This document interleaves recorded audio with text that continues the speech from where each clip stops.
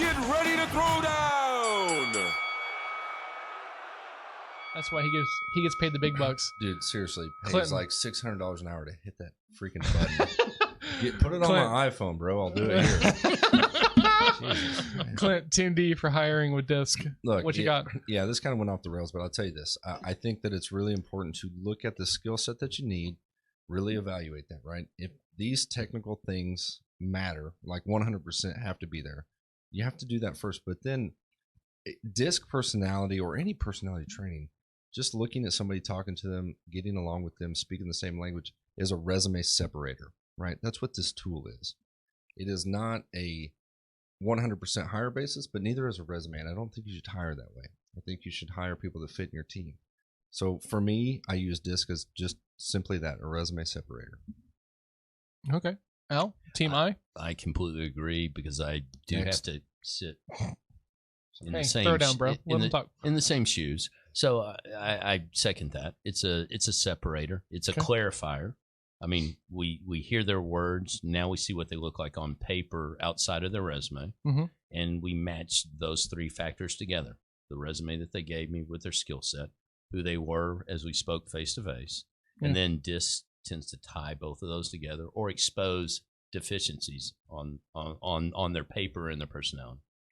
All right. Nanette, Team S or healthcare, whichever one you want to talk about. Well, a bit redundant, but the same thing. I think and if you want to succeed in business, you need to be able to work with a D. You need to know how to work with D's, even I's, S's, and C's. You need the whole team. You know, it's the, in Christianity we talk about the body. You need the whole body. Well, I think you need the whole disc. I think it really is vital. Okay. To succeed. Team C. For Team C, for sales roles specifically, I don't think that DISC is a black or white deal, right? Everybody brings their own crap to the table, right? I mean, I'm going to be very, very strong in certain things, and I'm going to be very, very weak in others. And those segments change depending upon if it's a D, an I, an S, or a C as we go around the table. So, because here's the deal. Anyone who runs me through a DISC assessment and they're just looking at it as like a pass or fail kind of thing, no one's going to hire me, right? But I think you all three know me and know what I'm like good at and capable of doing and what kind of numbers I can put up, right? So it's not that black or white. Now, the thing that you need to know about is that if you're going to use this kind of assessment, you need to have some base level knowledge about how these things show up in the roles that you're trying to hire for. I think in other roles, it's a little bit easier. It's a little bit more black or white. I'm totally open to being wrong about that, but I think of sales very specifically, and this might be a bias about like my own performance, is that I want to talk about you're going to be really, really strong here. You're going to struggle here. How are we going to handle that whenever you struggle in these certain situations? Because, Clint is not going to be super good at, taking the fall if something goes bad, right? And sometimes that's necessary. The I is not going to be super great about holding people accountable to the agreements that they make. The S is the same way. The C is willing to just die on any hill that they feel is, I'm right and you're wrong kind of thing, right? And so because of those things, those dynamics show up differently. So I don't look at it as like a black or white assessment. I'm like, cool, here's where you're going to be really, really good. Here's where you're going to struggle. How should we handle these kinds of things, right? To make it more collaborative, because I think that hiring is a very collaborative movement or moment in time. And I think when you're hiring a salesperson, you gotta understand where they're going to struggle and be able to build accountability and processes around those things where they're going to be weak. So that way it's not yes or no, right? Because once again, right, if it was just pure disc, I wouldn't be here at this table, right? I wouldn't be successful. Like, when I got my disc assessment back, the guy who ran it on me, right, and talked about it with me and with Jeff, who kind of took a shot on me after Al, was like, hey, I don't know if this guy's going to be successful or not. That doesn't mean that I wasn't successful. It just means that you got to dig a little bit harder to figure out the intrinsic motivation and what's going to keep them going and things like this.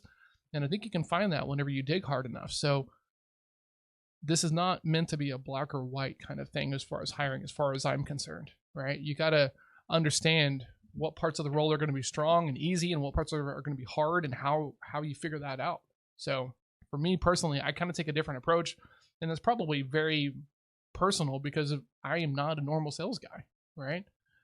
So it's kind of my opinion for Team C, and really just for people in general, right? people can adapt, right? Like my disc has changed very significantly from 2012 when I took it the first time to like when I took it the last time I took it. I've shifted around and moved based upon what was necessary in the roles that I'm in. Everybody else is going to do the same thing as well.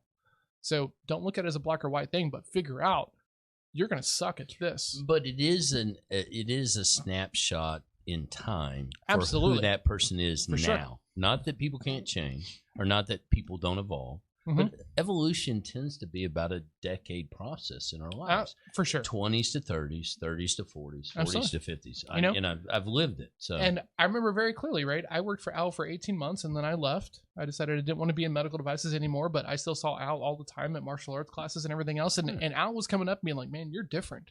Like what has made you different? And it's like all of this stuff. And you know, he was like, cool, I want to learn more about that. yeah, And which that's is why I got involved with it. yeah, that's how we ended up here at this table talking about these kinds of things. But none of that would have happened if certain, right? Well, I will tell you this. None of that would have happened if you had stayed in the same place. For sure. And I had stayed. We evolved. Right? Because I came back and I was like, hey, I think there's some good stuff over here. And you said the same thing that I'd been thinking before I'd gone through the process, right? Around like, hey, I don't think we need that. I just think we need more time and we need more doors, right? Which is kind of where salespeople fall, right? Super easy to lie to yourself as a salesperson. I'm not saying that Al does that more than anybody else, but it's super easy to like kind of hide your head in the sand around your numbers and your close rate and your hit rate, as Clint talks about. So you got to be super honest with yourself. And if you're not successful, go figure it out. Like start with an assessment and go find a coach. Go find someone to work with who's going to be able to like help you with this stuff. Most companies treat sales training as product training.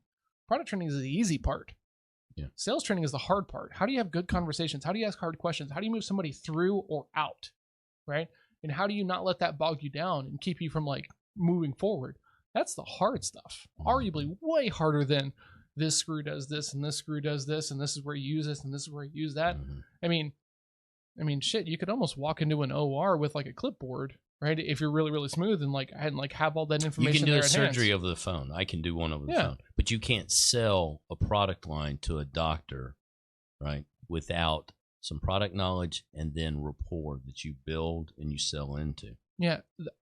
I would argue the soft skills involved in selling are way harder than the product knowledge, right? And I don't think enough companies put enough value on the soft skills.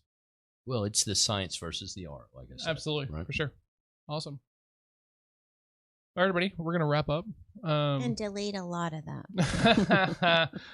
we don't censor ourselves here, so you're getting Nan's the real giggles deal. or Nan's giggles. Yeah, this is the real deal, right? Paul doesn't let us edit because he doesn't like to edit because he's lazy, and that's fine. Clint being No, a dick. he's not. Clint being a dick.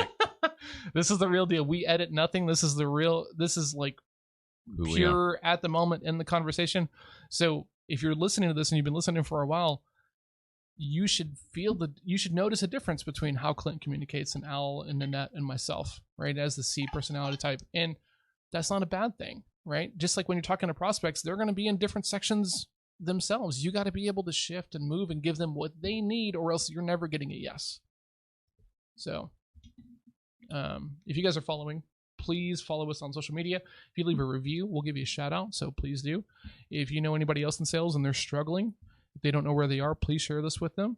And follow us on social media. Everything is at Sales Throwdown. If you have not taken one of these assessments and you don't want to go down the path of, like Clint was talking about earlier, of doing one of these free ones online, we have them. We can either just do you through the assessment and you get your results. It's about 36 pages.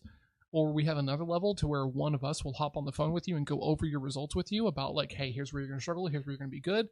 So if you're interested in that, if you know anybody else, please share this with them. If you want to do the assessment, email us assessments@salesthrowdown.com. If you want us to come sit in on your sales meeting or talk to your team about this kind of stuff, please reach out. And let me add to this. Yeah. If you take an assessment and you'd like to talk personally with any one of us, For meaning sure. if you connect with somebody more than anybody else, put that in some of the text that you're putting out there, and we'll gladly get on the phone with you. You know, it won't be a long interview, but we'll talk and we'll answer any questions. Yeah, right. It's about 90 minutes. You know, we're going to go over the assessment with you. We're going to talk about where you're weak and where you're strong, where your motivators and demotivators are, so that way you've got some knowledge. And if you want to do that with the person in your corner, let us know. We're totally down to do that. I do kind of the majority of them because I've got the most time out of the three of us here or the four of us here at the table. But if you're on Team I and you think you know that and you take the assessment and you want to talk to Al, let us know. We will put Al on the phone with you and you guys can tell stories and not get anything else accomplished. If you want to outpace the rest of this crew, give me a shout. Yeah, and Awesome. on the same token, like if you think you're a high D, right, and you think this is bullshit, I don't need to do this, I would challenge a conversation with you between myself to say, here's what I've gotten from it and gained, and nobody needs to know. Use this as a tool to hey, listen to this. Use it as a tool to manipulate the shit out of everybody else. It's fun. Yeah, that's funny. All right, we'll see everybody next time. Thanks for tuning in. We'll see everybody soon. Cheers. Bye-bye.